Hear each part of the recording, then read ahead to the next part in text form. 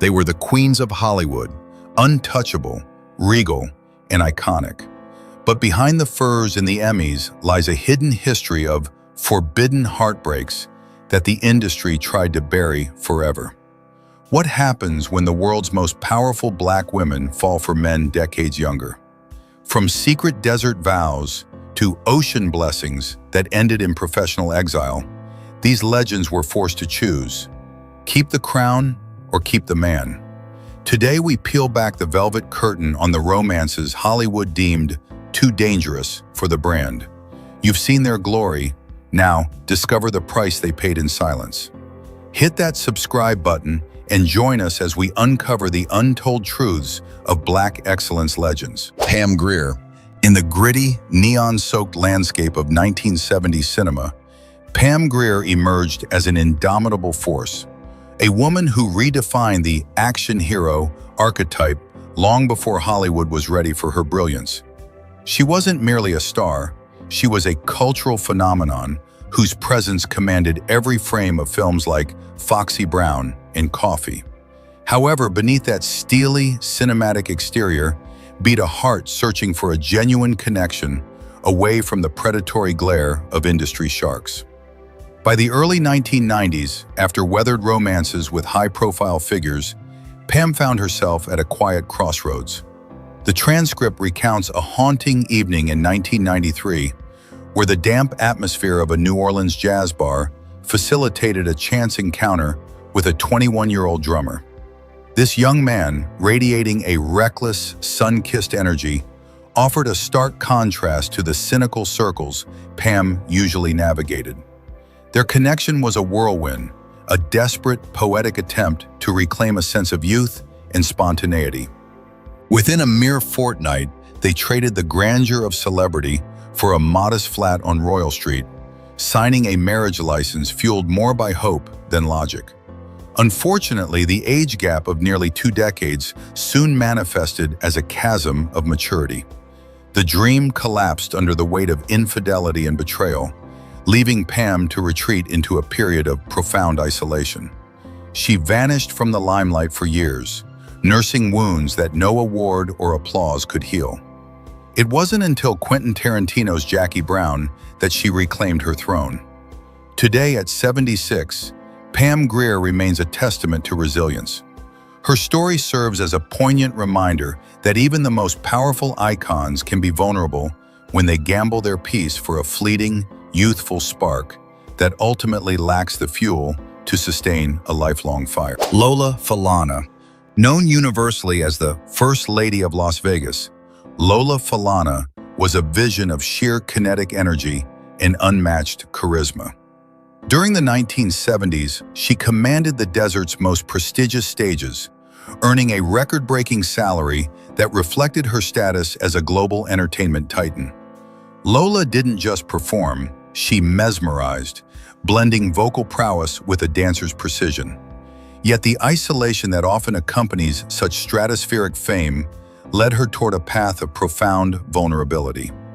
Behind the dazzling sequins and the standing ovations at Caesar's Palace, there was a woman yearning for a simplicity that her gilded life could not provide.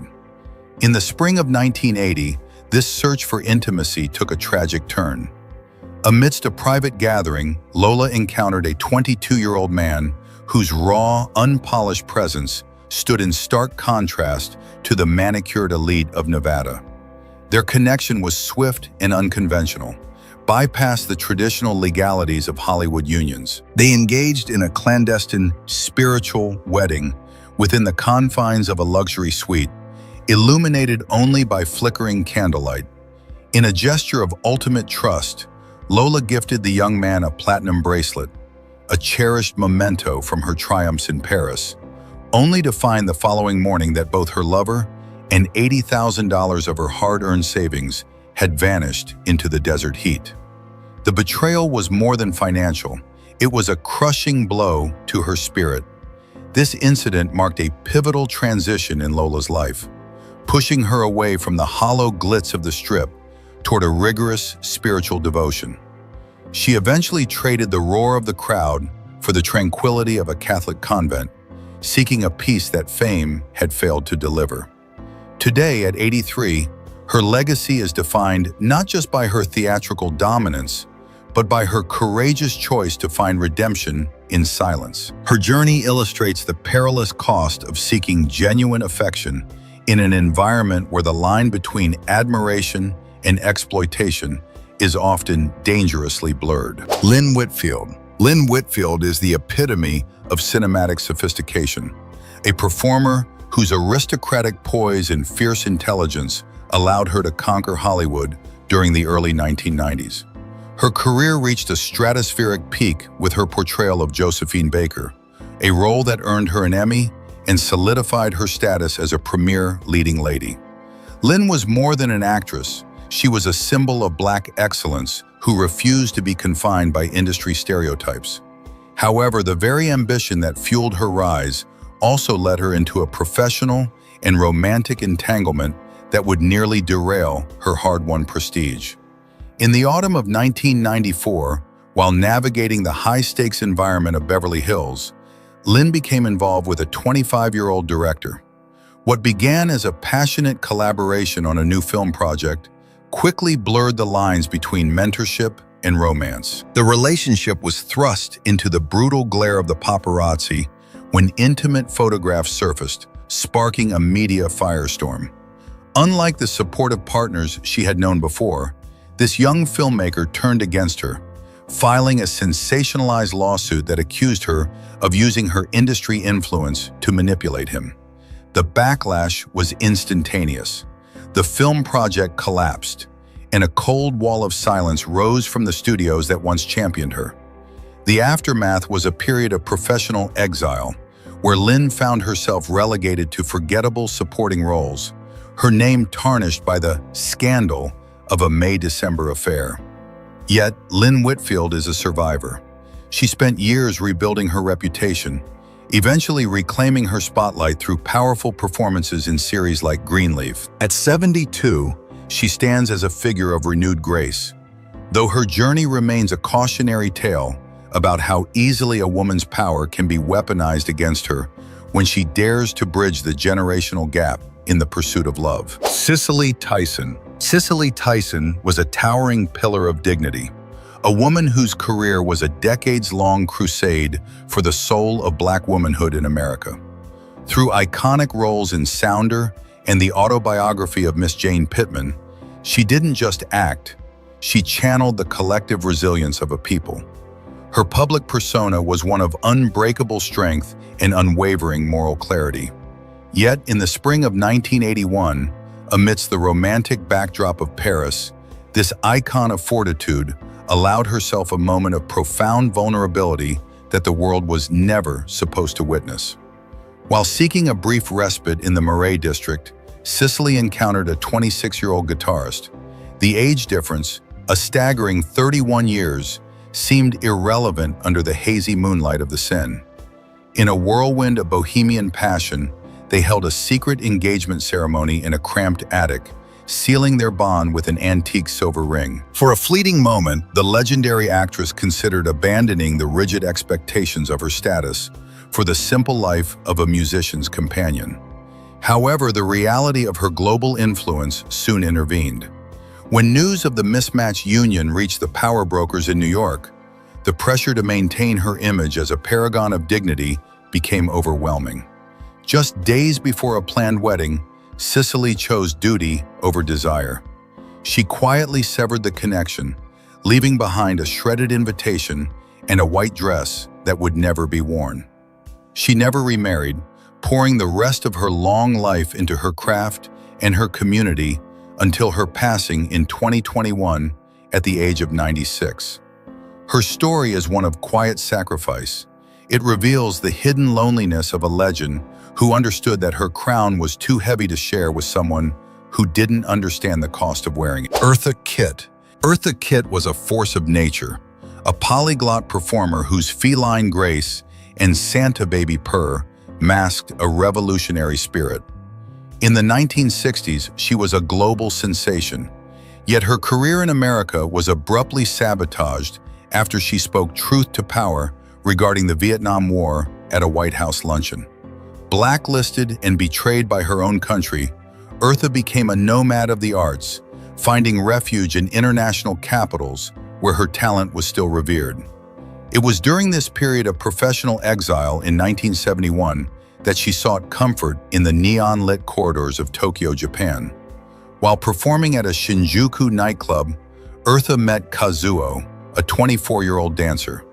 Their connection was forged in a shared language of movement and the mutual isolation of outsiders. Despite an age gap of over 2 decades, they found a profound, silent understanding. The transcript details a haunting, symbolic ceremony in a Tokyo hotel room where they bound their hands with a silk ribbon. A marriage of spirits that defied the borders of age and nationality. However, this fleeting spring in Tokyo ended in a horrific flash.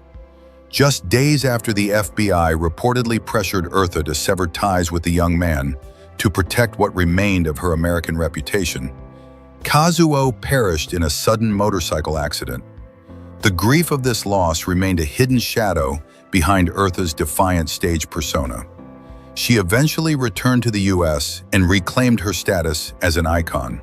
But those who saw the flicker of sorrow in her eyes knew it stemmed from a love that was literally crushed before it could bloom. Eartha Kitt passed away in 2008 at the age of 81, a woman who had conquered the world but left a piece of her heart buried in the cold rains of Shinjuku. Her story serves as a reminder that for a woman as powerful as Eartha, love was often a dangerous, high-stakes rebellion against a world that preferred her silent. Tamara Dobson. Standing at a commanding 6 feet 2 inches, Tamara Dobson was a breathtaking vision of Amazonian strength and high-fashion elegance. As the star of the Cleopatra Jones franchise, she shattered the mold of the submissive female lead, performing her own stunts and sporting a wardrobe that redefined cool for an entire generation. Tamara wasn't just an actress. She was a trailblazer who proved that a black woman could be both a lethal action hero and a sophisticated icon. However, as the 1970s faded and the industry's hunger for blaxploitation waned, the spotlight began to drift away, leaving Tamara to navigate a quieter, more solitary existence in Baltimore. In the late autumn of 1978, away from the artificial glitter of Hollywood, Tamara crossed paths with a 20-year-old bartender. The contrast was stark. She was a world-weary superstar, and he was a young man with clear, hopeful eyes and unformed ambitions. Their connection was an attempt to fill the hollow spaces left by a shrinking career. In a gesture of immense generosity, Tamara brought him into her world in California, offering him a home and a chance at a new life. Yet the chasm between her legendary past and his uncertain future proved too wide. After a year of living in her shadow, the young man quietly departed, unable to handle the weight of her fame and the inevitable whispers of public judgment. There was no explosive scandal or bitter lawsuit, only a profound, nameless sadness. This departure marked the beginning of Tamara's deeper withdrawal from the public eye. She spent her final decades battling health challenges with the same quiet dignity that defined her screen presence. When she passed away in 2006 at the age of 59, the world remembered her as a queen of the silver screen, but few knew of the gentle heart that had once gambled on a simple love to ward off the encroaching shadows. Her story is a poignant reflection on how fame can be a gilded cage, making a genuine, uncomplicated connection with a younger partner feel like a necessary, if ultimately fragile, lifeline. Lonette McKee. Lonette McKee was a breath of fresh air in the 1970s, a multi-talented prodigy whose dewy eyes and hauntingly beautiful voice made her the breakout star of the musical drama Sparkle. She possessed a rare, ethereal quality that suggested both immense strength and a glass-like fragility. Lonette wasn't just a screen presence. She was a gifted songwriter and composer who fought to maintain artistic control in a business that often stripped women of their agency. However, the soaring trajectory of her early career hit a turbulent patch in the 1980s, leading her to seek emotional stability in a romance that would eventually cost her professional standing. The summer of 1982 found Lonette in Chicago, performing at a local theater, where she became infatuated with a 22-year-old stage actor.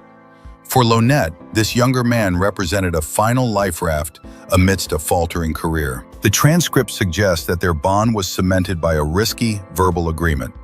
In exchange for his companionship, Lonette allegedly promised to use her remaining industry leverage to open doors for him in Hollywood. This secret deal backfired spectacularly when the relationship soured. The young man's family initiated a legal dispute, accusing the actress of emotional and professional manipulation. Though the matter was settled out of court, the damage to Lonette's reputation was irreparable in the eyes of major studios. Following the scandal, Lonette's name began to fade from marquee lights.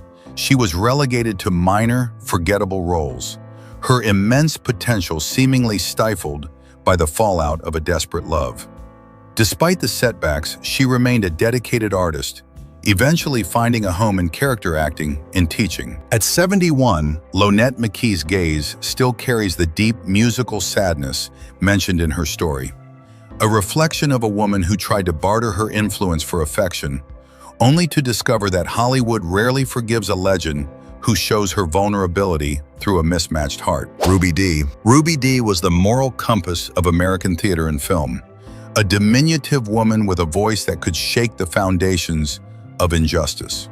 Alongside her husband, Ossie Davis, she formed one half of the most revered power couple in Black Hollywood, acting as a tireless vanguard for the civil rights movement. Their partnership was legendary for its intellectual depth and unwavering loyalty, spanning over half a century.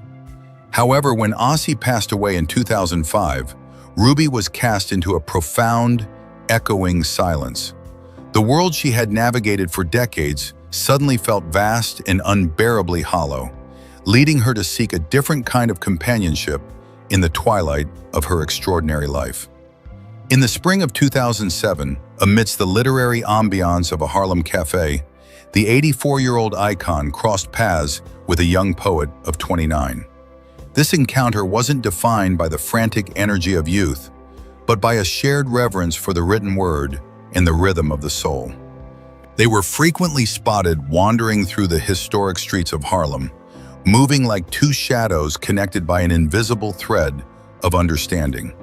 While the public whispered about a spiritual partnership ceremony, Ruby maintained a characteristic poise, neither confirming nor denying the nature of their bond. She refused to let the world's curiosity diminish the comfort she found in this young man's presence. For Ruby, this late-life connection was not a betrayal of her past, but a testament to her enduring capacity to love and be inspired. It provided a warm light during her final journey, allowing her to face the sunset with a secret smile. When she passed away in 2014 at the age of 91, she left behind a legacy of uncompromising activism and artistic brilliance. Her final chapter reminds us that love does not have an expiration date. Even a titan of dignity like Ruby Dee deserved a tender, quiet corner of the heart to shield her from the cold during her final act. Vonetta McGee.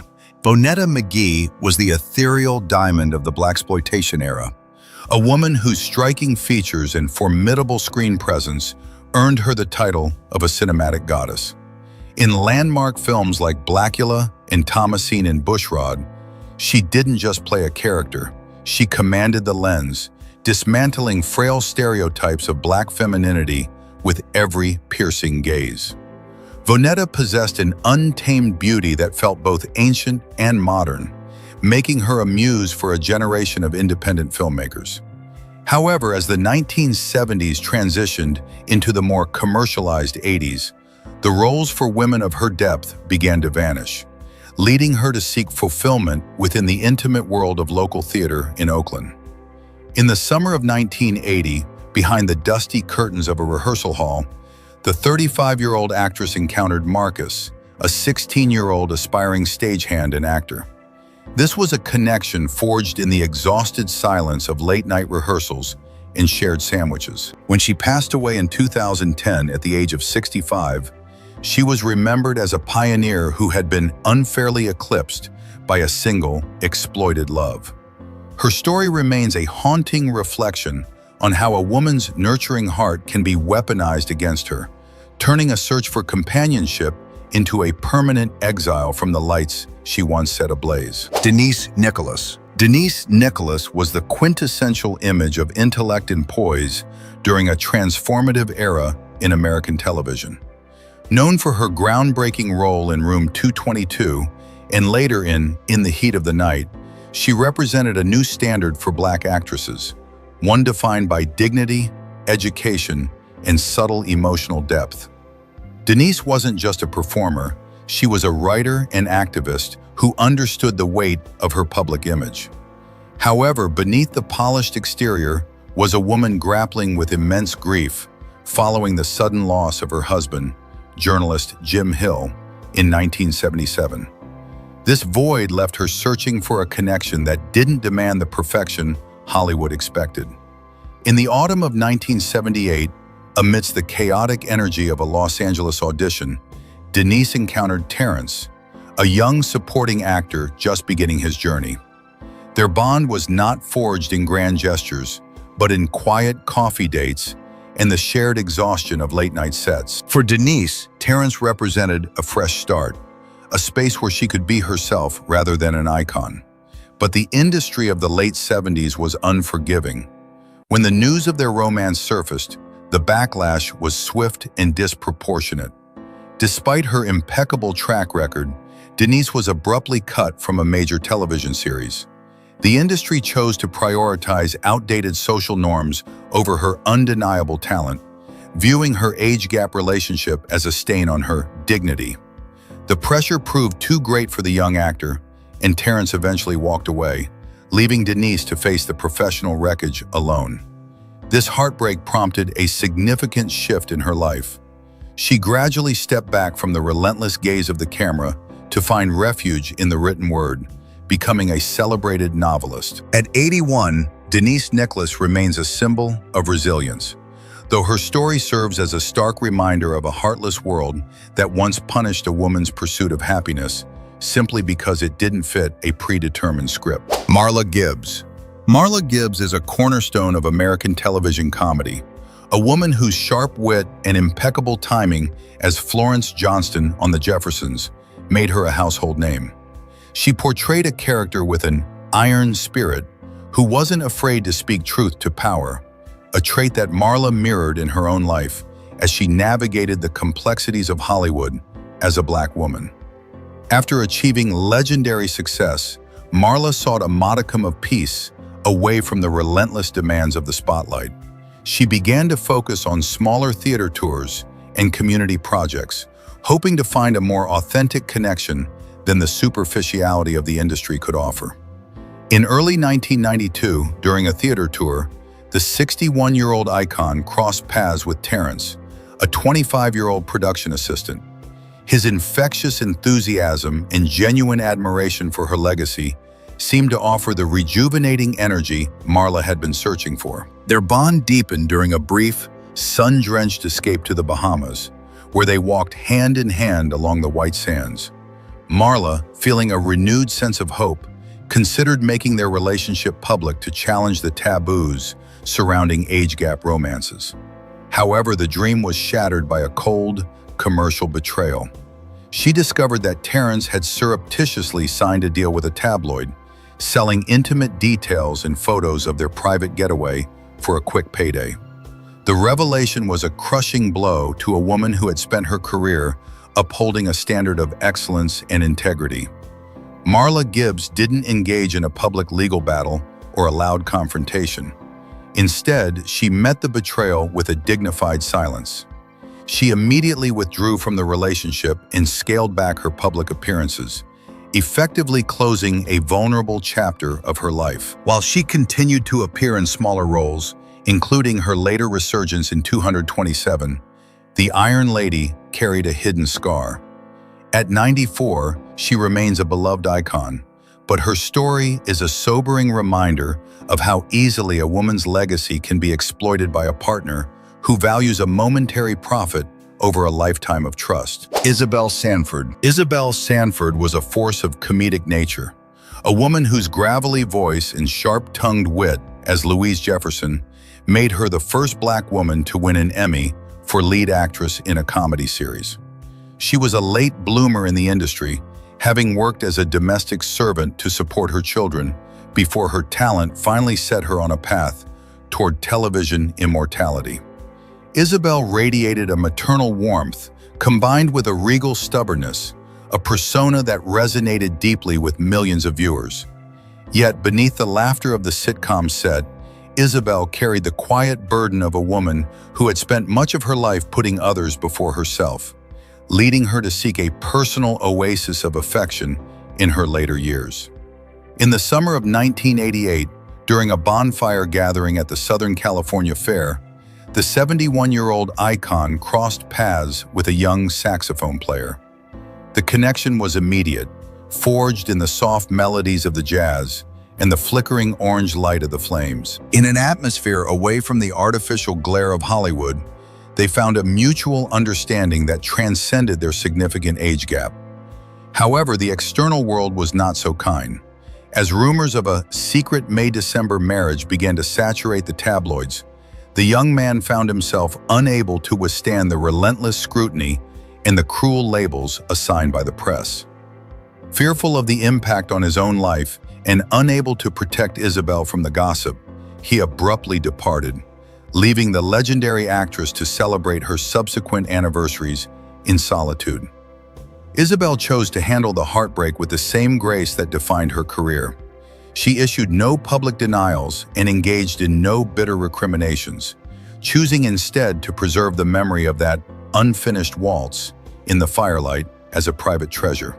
She poured her remaining energy into her fans and her community, ensuring that the light she brought to others was never dimmed by her personal sorrow. When she passed away in 2004, at the age of 86, she left behind a legacy of joy and a reminder that even the strongest women sometimes seek a melody of love that the world is too harsh to let finish. Rosalind Cash. Rosalind Cash was a quintessential nonconformist, a performer of profound depth whose striking features and regal composure made her an unforgettable presence in 1970s cinema. In the cult classic The Omega Man, she portrayed a survivor who was as intellectually sharp as she was physically formidable, a reflection of Rosalind's own refusal to play the damsel in distress or accept the limited roles typically offered to Black women. She was a lone traveler in the kingdom of cinema, an artist who prioritized integrity over the hollow pursuit of stardom. However, this independent spirit often carried the burden of a hidden loneliness, as she navigated an industry that admired her talent but frequently failed to provide her with a lasting sense of belonging. In September 1990, during a cultural parade in Los Angeles, the 51-year-old actress found a moment of genuine connection with a 26-year-old street dancer. Their bond was not built on career ambition or Hollywood networking, but on a moment of deep understanding amidst the roaring slogans of the crowd. Unfortunately, the public and the press were merciless. Once news of the relationship surfaced, Rosalind was branded with cruel nicknames and subjected to a level of scrutiny that targeted her age and her choice of partner. The professional fallout was swift. Sponsors withdrew their contracts, and colleagues who once praised her artistry turned their backs. Stung by the vitriol and the betrayal of an industry she had served for decades, Rosalind quietly withdrew from the audition circuit. She retreated into a modest suburban apartment, choosing to live her final years away from the toxic glare of the spotlight.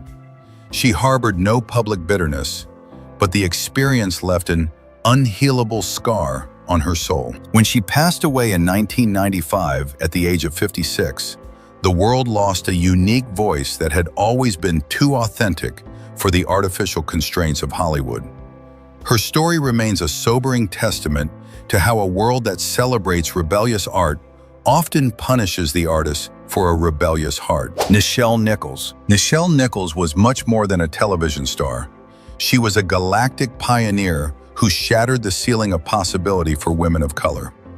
As Lieutenant Uhura on Star Trek, her presence on the bridge of the Enterprise was so significant that Martin Luther King Jr. personally encouraged her to remain in the role, citing her as a vital symbol of a future defined by equality. Nichelle's influence extended beyond the screen as she later worked with NASA to recruit the first minority and female astronauts. She possessed a rare combination of celestial grace and earthy warmth. However, living as a symbol of progress often meant enduring a profound level of personal scrutiny, especially when her private life strayed from the dignified path the public expected.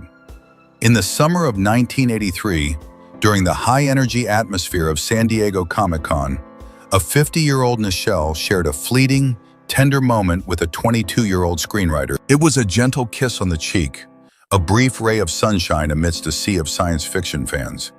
But in the ruthless media landscape of the early 80s, this single gesture was weaponized.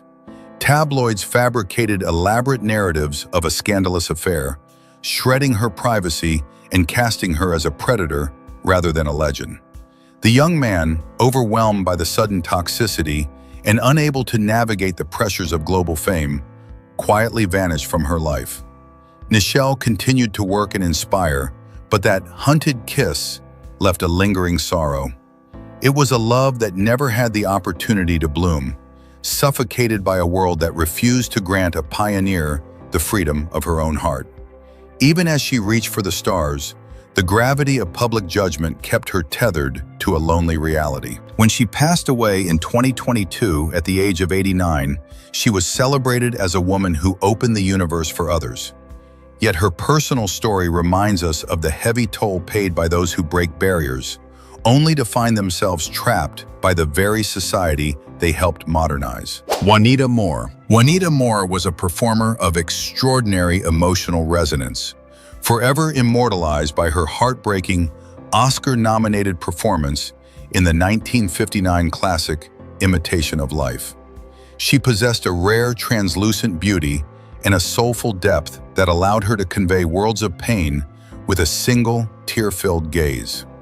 Juanita was a woman of immense grace who spent much of her career navigating a segregated Hollywood with quiet fortitude. Despite the global acclaim for her talent, she often found herself cast into the shadows of the industry, relegated to domestic roles that failed to match her immense range. This professional marginalization led her to seek solace in the intimate, unpretentious world of small-scale theater, where artistic expression felt more personal and less commodified. In the winter of 1977, while mentoring students at a local drama competition, the 63-year-old icon found herself drawn to a young student of acting. Their bond was not forged in the pursuit of fame, but in dusty plays and trembling lines delivered on a rickety wooden stage. For Juanita, this younger man represented a pure, untarnished love for the craft that mirrored her own early dreams. However, the world outside the theater was far from supportive. Cruel whispers and malicious gossip began to circulate within her community and the industry, painting their connection as something untoward rather than a meeting of two artistic spirits. Fearing that the scandal would tarnish her hard-won legacy of dignity, Juanita chose to retreat. She quietly ended the relationship and withdrew into the shadows of the stage, harboring no bitterness toward the man or the world. She chose to keep the memory of that fragile dream to herself, like a flower that never had the chance to bloom. Juanita lived a life of quiet elegance until her passing in 2014 at the remarkable age of 99. Her story is a sorrowful ballad that echoes through time, a reminder of a woman who understood all forms of pain on screen, yet chose to endure her own romantic heartbreak in silence to protect the crown of respect she wore so well. Alfre Woodard. Alfre Woodard is widely regarded as one of the most versatile and technically proficient actresses of her generation, a performer whose work is characterized by a rare blend of steely resilience and profound emotional vulnerability. Throughout her illustrious career, spanning decades and garnering numerous Emmy Awards and an Oscar nomination, She has consistently chosen roles that challenge social perceptions and explore the intricacies of the human condition. Alfre is an artist who values privacy and authenticity, moving through Hollywood with a quiet authority that demands respect. However, even a woman of her formidable intellect was not immune to the predatory nature of public scrutiny when her personal life veered into unconventional territory.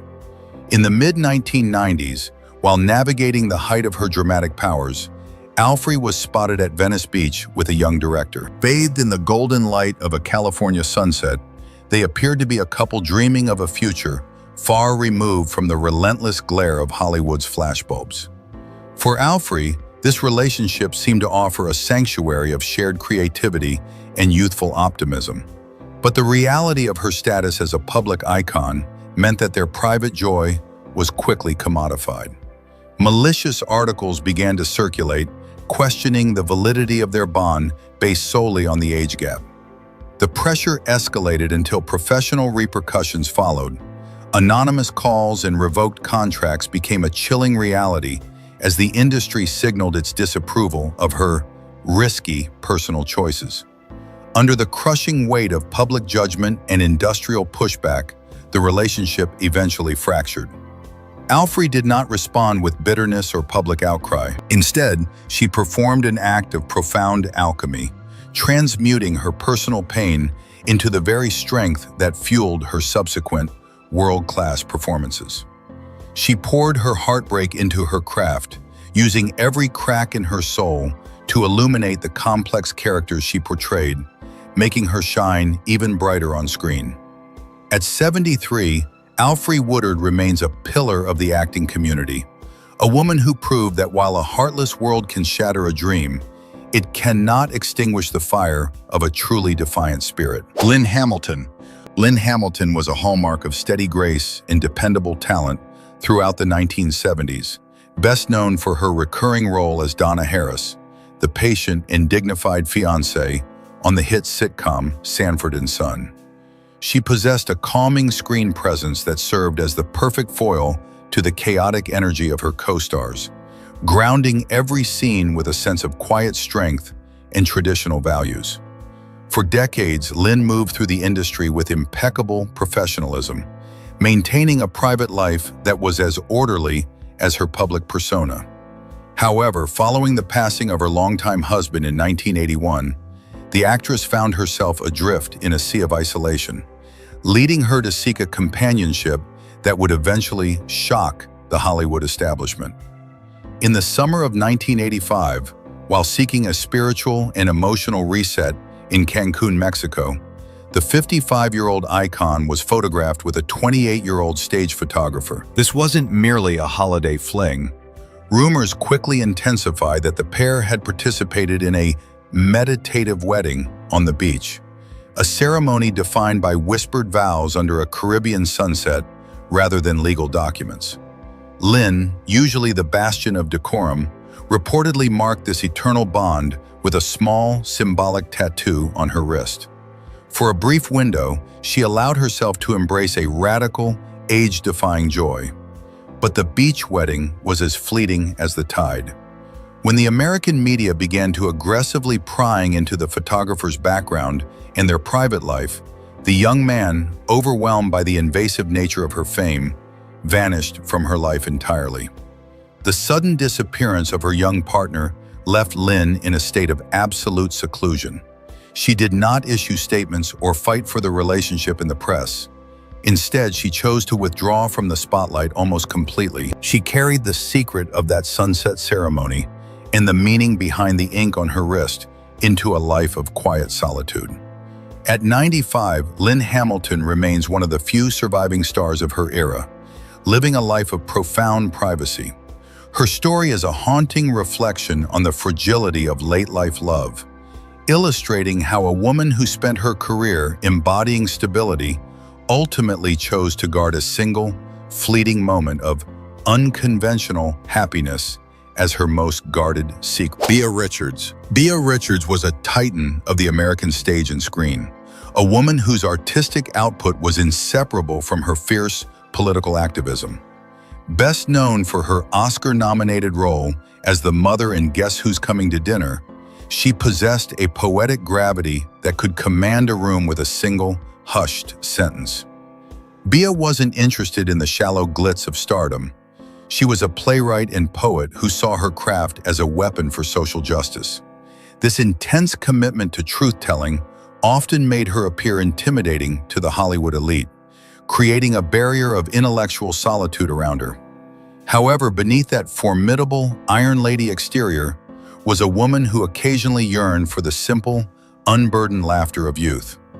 In the spring of 1974, while conducting a theatrical workshop at a community college, the 53-year-old icon found herself enchanted by a 19-year-old student actor. Their connection was intellectual and visceral, a meeting of a seasoned mentor and a raw, untapped talent.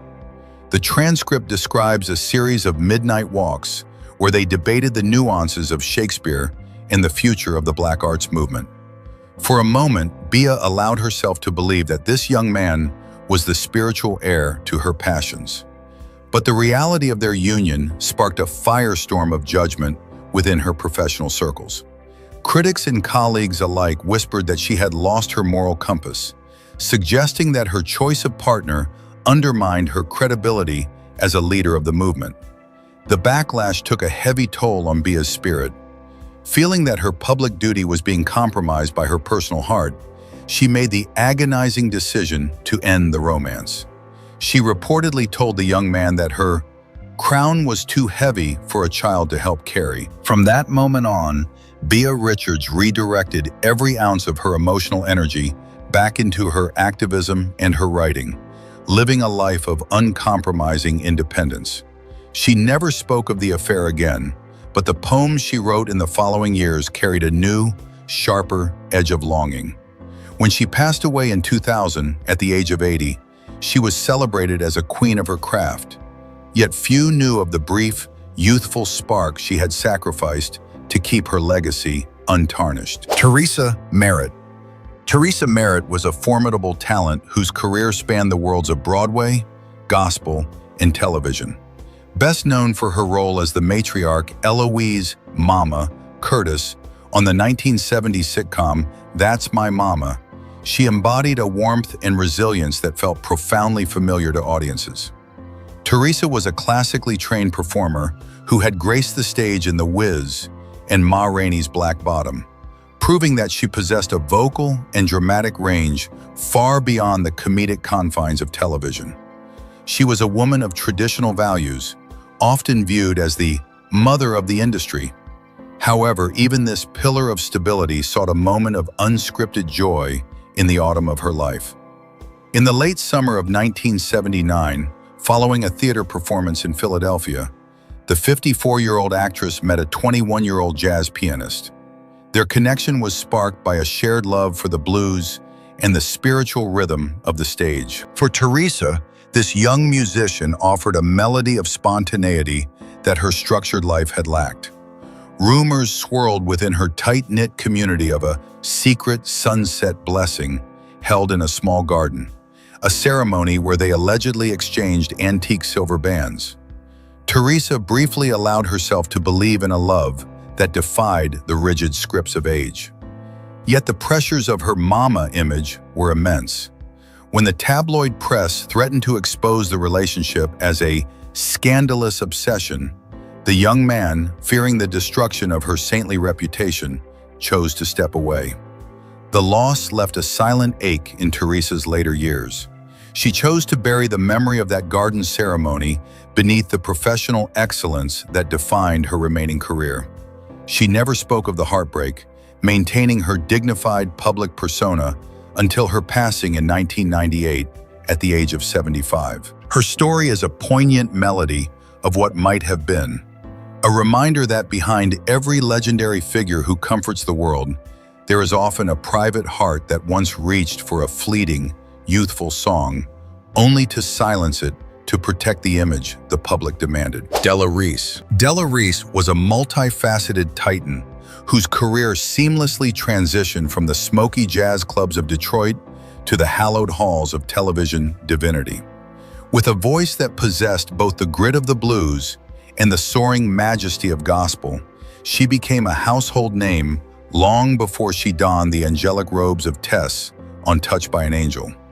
Della was a woman of immense spiritual authority and sharp business acumen, a pioneer who hosted her own talk show and navigated the treacherous waters of show business with a fierce, protective dignity. However, beneath the booming laughter and the commanding presence was a soul that had endured profound personal tragedies, making her search for a genuine, uncomplicated sanctuary of love all the more poignant. In the autumn of 1981, while performing a residency in Las Vegas, the 50-year-old icon crossed paths with a 24-year-old production assistant. Away from the flashing lights of the Strip, they found a mutual language in the quiet hours before dawn. Their connection was an attempt to bridge the gap between her legendary status and a simpler, more grounded reality. In a moment of bold spontaneity, they participated in a desert hand fasting ceremony, a private ritual performed under a canopy of stars near the Red Rock Canyon. For a brief period, Della allowed herself to be just a woman, not a star. But the weight of her global brand proved too heavy for the young man. When the relationship was leaked to the press, the scrutiny was relentless. The public struggled to reconcile the divine mother image with a romance that defied traditional expectations. Under the strain of public judgment and the young man's inability to cope with her stratospheric fame, the relationship quietly dissolved. Della handled the departure with the grace of a queen, choosing to transform her private sorrow into the compassionate wisdom that would later define her role on television. She never publicly confirmed the desert ceremony, carrying that starlit memory as a private jewel. When she passed away in 2017 at the age of 86, she was remembered as a beacon of light for millions. Her story is a testament to a woman who gave the world hope, yet understood that the most precious parts of one's heart are often those kept far away from the blinding glare of the world's spotlight. Barbara McNair. Barbara McNair was a stunningly radiant presence in American entertainment, a woman whose beauty was so profound it often threatened to overshadow her immense vocal and acting abilities. Known for her velvety voice and magnetic charm, she was one of the first Black women to host her own variety show, The Barbara McNair Show, and she broke major barriers by starring alongside Elvis Presley and Sidney Poitier. Barbara was the definition of crossover appeal, a sophisticated star who navigated the elite circles of Hollywood and Las Vegas with effortless elegance. However, beneath the polished, high-fashion exterior, she sought a life of authenticity that the rigid social hierarchies of the late 1960s and 70s often denied her. In the winter of 1972, while performing at a luxury resort in the Bahamas, the 38-year-old icon encountered a 19-year-old local musician. Their connection was immediate, a vibrant, island-inspired romance that felt like a sanctuary from the relentless pressures of her American fame. According to some anecdotal accounts, they performed a private ocean blessing ceremony at midnight, pledging their devotion to one another away from the cameras. Barbara felt a sense of freedom with this young man that she rarely experienced in the United States. But as soon as rumors reached the mainland, the backlash was brutal. The industry, still grappling with its own prejudices, viewed the relationship as a threat to her carefully curated image of a sophisticated lady. The external pressure eventually forced a painful separation. Barbara returned to her career in the States, but she did so with a newfound guardedness. She never publicly acknowledged the depth of that island romance, choosing instead to bury the memory of that midnight blessing beneath the professional poise that remained her trademark. She continued to perform with grace until her passing in 2007 at the age of 72. Her story is a poignant reminder that for a pioneer like Barbara McNair, the cost of being a public idol often meant sacrificing the private songs of the heart to satisfy a world that demanded she remain an untouchable, static symbol of perfection. Madge Sinclair. Madge Sinclair was the quintessential queen of screen and stage, a woman of such natural majesty that she was often cast as royalty, most notably as Queen Sarabi in The Lion King and Queen Aeolian in Coming to America. Born in Jamaica, she brought a Caribbean elegance and a rhythmic, commanding voice to every role, whether she was playing a dedicated nurse or a fierce family matriarch. Madge was a woman of immense discipline and private strength, navigating Hollywood with a regal distance that kept the tabloids at bay. Yet beneath the crown of her public persona, she harbored a quiet longing for a partnership that didn't require her to be the pillar of strength she portrayed on screen. In the spring of 1984, while filming on location in a rural coastal town, the 46-year-old icon found a brief respite in the company of a 23-year-old local set carpenter.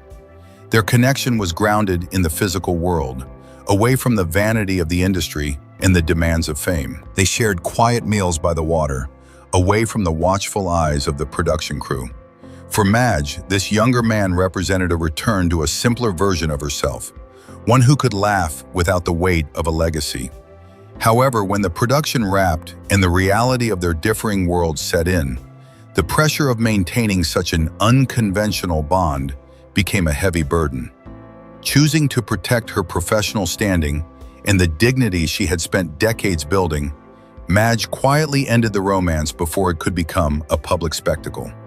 She returned to the lights of Hollywood, carrying the memory of that coastal spring as a private, unwritten chapter. She continued to deliver powerhouse performances until her untimely passing in 1995 at the age of 57. Her story is a reminder that even a queen sometimes seeks a quiet harbor where she can set down her crown, even if only for a season, before returning to the duty of being a legend. Carmen de Lavallade. Carmen de Lavallade is a living masterpiece of American dance and theater, a woman whose movements possess a fluid, sculptural elegance that redefine the art form. As a muse to choreographers like Alvin Ailey and a prima ballerina in her own right, she has graced the world's most prestigious stages with a poise that borders on the divine. Carmen's beauty is timeless, a blend of Creole heritage and classical discipline that made her a favorite of both the lens and the footlights. Throughout her long marriage to the legendary Geoffrey Holder, they were celebrated as an artistic monarchy. However, the transcript suggests that even within such a storied partnership, there were moments of profound, private exploration where Carmen sought a different rhythm to her life. In the early summer of 1971, amidst the creative fervor of an arts festival in the south of France, the 40-year-old icon found herself enchanted by a 19-year-old apprentice dancer. Away from the structured expectations of New York society, they shared a connection defined by the geometry of the soul and long rehearsals under the Mediterranean sun. It was a brief, ethereal interlude where age was eclipsed by the shared language of movement. Rumors of a starlit vow performed on a quiet balcony overlooking the sea began to surface. But Carmen, ever the guardian of her own mystery, never allowed these whispers to penetrate her public dignity. She understood that some dances are meant to be performed only once, in the shadows, far from the critical eye of the world. When the festival ended, Carmen returned to her life as a pillar of the arts, carrying the memory of that youthful connection with the same silent grace she brings to the stage. She didn't view it as a fracture in her legacy, but as a secret grace note in the symphony of her life.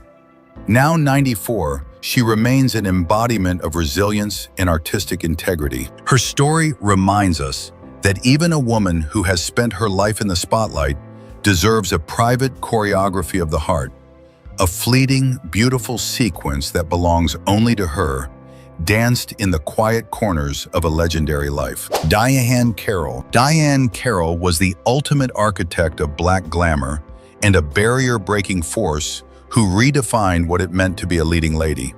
With her crystalline beauty and razor-sharp intellect, she shattered stereotypes as the first Black woman to star in her own non-stereotypical television series, Julia, and later captivated the world as the deliciously formidable Dominique Devereaux on Dynasty. Diane moved through the world with a high-fashion armor, a woman who demanded excellence and curated an image of untouchable sophistication. However, beneath the furs and the diamonds was a woman who had weathered the storms of high-profile heartbreaks and the relentless pressures of being a first, leading her to seek a connection that was unburdened by the expectations of her status. In the mid-1980s, amidst the opulent height of her Dynasty fame, the 50-year-old icon crossed paths with a young lighting technician during a late-night studio wrap. Their bond was forged in the quiet, unglamorous hours when the cameras were cold and the jewelry was tucked away. For Diane, this younger man offered a soft place to land, someone who saw the woman behind the meticulously crafted legend. Rumors of a private pact made during a weekend escape to the desert began to circulate, suggesting a commitment that defied the rigid social circles she inhabited. But Hollywood in the 80s was an unforgiving theater. Once the whispers turned into tabloid headlines, the industry's elite began to treat her with a subtle, icy distance. The pressure of maintaining her regal brand while navigating a relationship that the public deemed a scandalous distraction became an impossible balancing act. Recognizing that her hard-won seat at the table was at risk, Diane made the pragmatic, albeit painful, choice to end the romance. She stepped back into her role as the queen of primetime television, never letting the public see a single crack in her sophisticated veneer. When she passed away in 2019 at the age of 84, she was hailed as a pioneer of elegance. Her story is a glittering, somber reminder that for a woman like Diane Carroll, staying at the top often required sacrificing the simple warmth of a mismatched heart to preserve the crown of a pioneer. Jane Kennedy. Jane Kennedy was a transcendent figure who conquered the worlds of pageantry, sports broadcasting, and cinema, becoming one of the most photographed and admired women of the late 1970s and early 80s. With a beauty that was often compared to a polished diamond, she broke immense barriers as the first Black woman to host the NFL today, proving that she possessed a sharp, athletic mind to match her breathtaking aesthetic. Jane was a pioneer of the fitness era and a symbol of the modern, empowered woman. However, being a trailblazer in male-dominated industries meant that her private life was under a constant, unforgiving microscope, making any deviation from the public's expectations a potential career hazard. In the summer of 1982, amidst the high-stakes environment of a major sports convention, the 30-year-old icon found a moment of genuine connection with a 19-year-old aspiring photographer. Away from the teleprompters and the roar of the stadiums, they shared a brief, sun-drenched escape where the roles of superstar and fan were replaced by a shared appreciation for art and light. For Jane, this younger man offered a sanctuary of sincerity in a world often defined by corporate contracts and public image. But the media landscape of the early 80s was predatory. When a single photograph of the pair surfaced, the narrative was immediately twisted into a scandal that threatened her professional credibility and her status as a role model. The resulting pressure from network executives and sponsors was overwhelming. Jane, a woman who had fought for every inch of her ground in the broadcasting world, was forced to make a strategic withdrawal. To protect the future of Black women in sports media, she quietly ended the connection and returned to her career with an even more fortified public persona. She never publicly addressed the lost summer, choosing instead to carry the warmth of that youthful admiration as a private memory. At 74, Jane Kennedy remains a legendary figure of grace and resilience. Her story is a poignant reflection on how a woman's pursuit of a simple, honest connection can be viewed as a threat by a world that prefers its icons to be perfect, distant, and devoid of a human heart. The saga of these icons reveals a bittersweet truth behind the curtain of Black excellence. While these women conquered industries and shattered glass ceilings, They often navigated a velvet prison where their personal happiness was sacrificed to preserve their public dignity. From Lynette McKee's lost leverage to Diane Carroll's pragmatic retreat, their stories ask us to look past the diamonds and the accolades.